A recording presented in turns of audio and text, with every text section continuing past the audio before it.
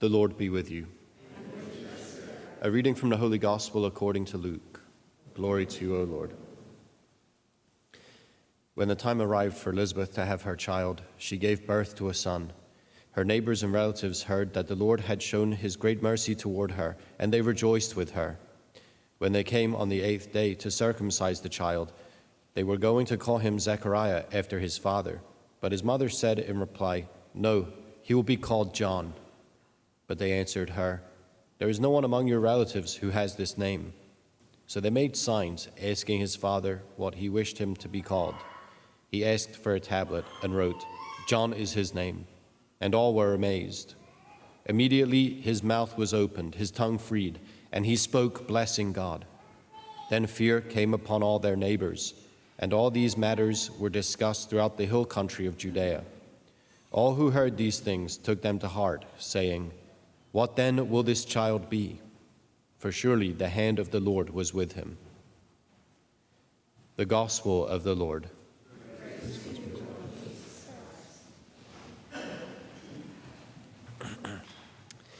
Yeah, it's, we're at an interesting part of our narrative. It's a little bit in between. Do you know we're right on the precipice, but we're not there yet. And we'll get tomorrow Zechariah's great song of praise. Just in case you didn't believe it, that his tongue was freed and he spoke, blessing God. We will get the hymn, as it were, tomorrow.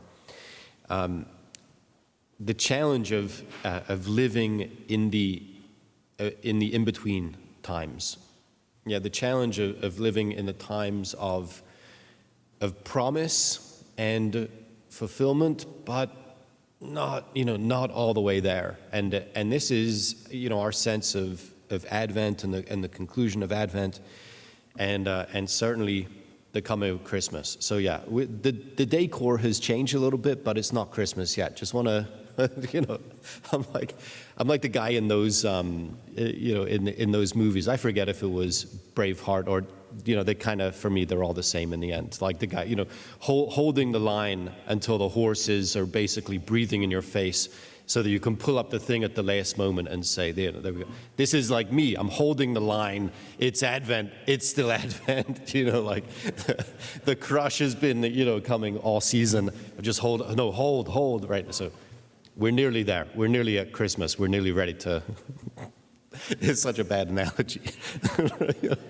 We're nearly ready to raise the spikes and kill all the horses. We're ready to launch our Christmas offensive. And I don't know. You find a lot of this offensive, I'm sure, but it is what it is. This is our Christmas treat, I suppose. But it's this is it. We're in that space. Right? We're not ready. We're not yet there launching into Christmas, but our preparations really are coming to a conclusion. And we can start to see perhaps the way that God is opening things up in front of us, that we can then go as people called by Jesus, with him at our head, to live as his body, want to move forward together, that our hearts have become more docile, that we've received additional strength from God to persevere in the way that he makes flesh, and which is the Christmas season, and that we ourselves are called to. We can live that way with him. And let me say, there are many ways to prepare for Christmas, yeah? And confession is a really good one. So tomorrow morning, I think it's me on the hook tomorrow morning. I don't think it's going to be Father Wade, but maybe I'll pull him in as well, and we'll do two. But just in case anyone has that itch, and there are other places as well we can talk. But here, what do we have? We have John, and we see the fruition of his. We start to see. We get a glimpse of where his Advent preparations have led him. Rather, Zechariah. Sorry. And Zechariah, remember, he's been struck dumb because of his what's bordering on disbelief in the message that was given him about the birth of his son. And we see that, his 9 months of being restricted, say his 9 months of real asceticism, real training, his 9 months of proper penance start to yield the desired fruit. Because when his tongue is freed, he speaks praising God. Yeah, so are we ready, again, to finish our Advent season well and come out of it speaking, praising God? Are we ready to have, with the help of God's grace, are we ready to have our every thought and word and deed conform and advance God's plan? Are we ready to reflect his generosity in every aspect of our lives? See, one of the remarkable things, I think, not that I've never been able to speak for 9 months straight, but I know you might like it, but I don't think I would. And I might be thinking all the time, like, this is frustrating. This is really difficult. I'm communicating with hand gestures, right? I don't have sign language. This is awkward. This is tough. Maybe it's worse. This wouldn't be my plan. I wouldn't have drawn it up this way. This is not the way that I would have thought to do anything. How does this help anyone? You can see, like, I'm already going there, right?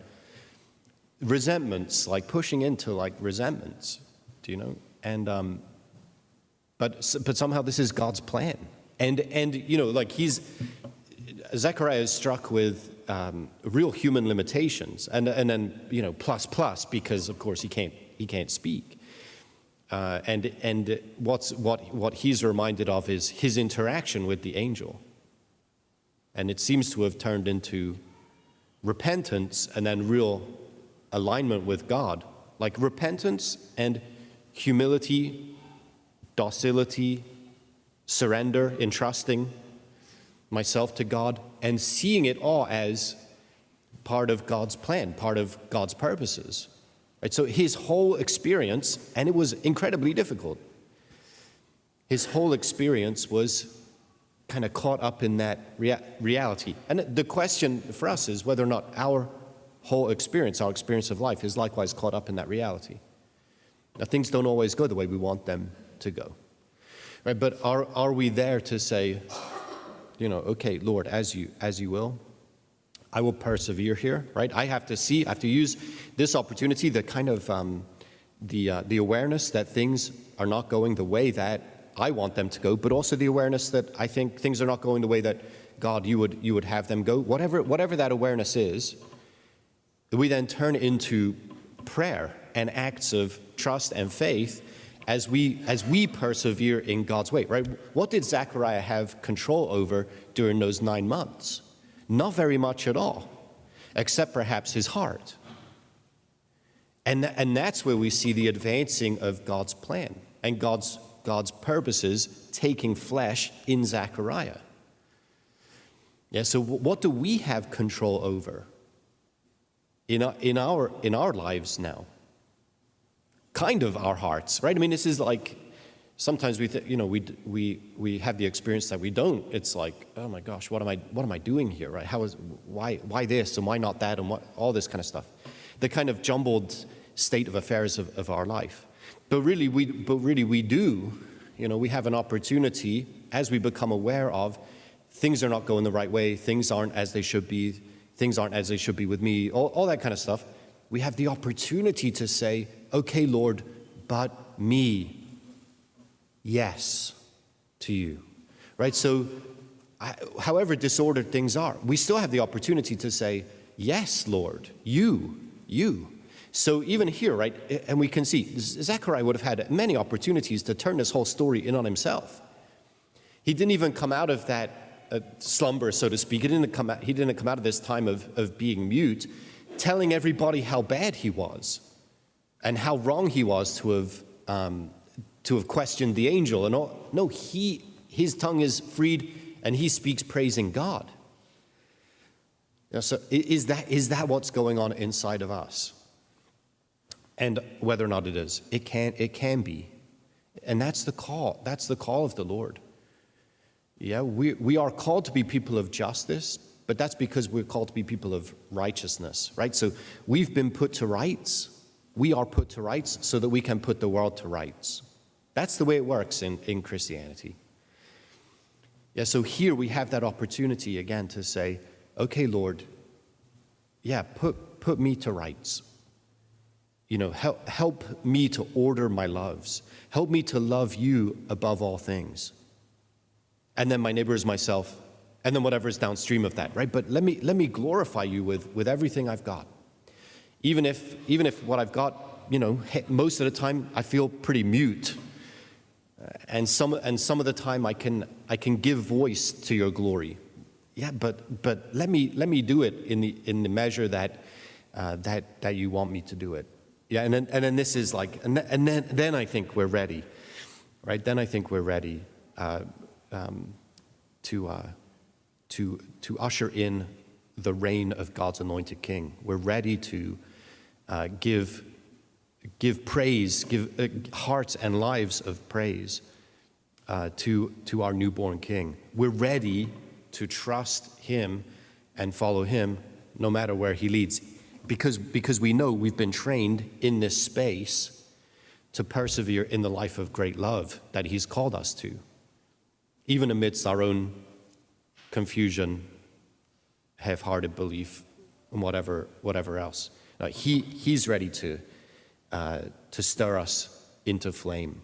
He's ready to set fire to our lives. He wants to do it. He's waiting now for our yes to his will, our yes to his own life of love, infiltrating now our hearts and our lives, and infiltrating and coming to life in the world, in us and through us.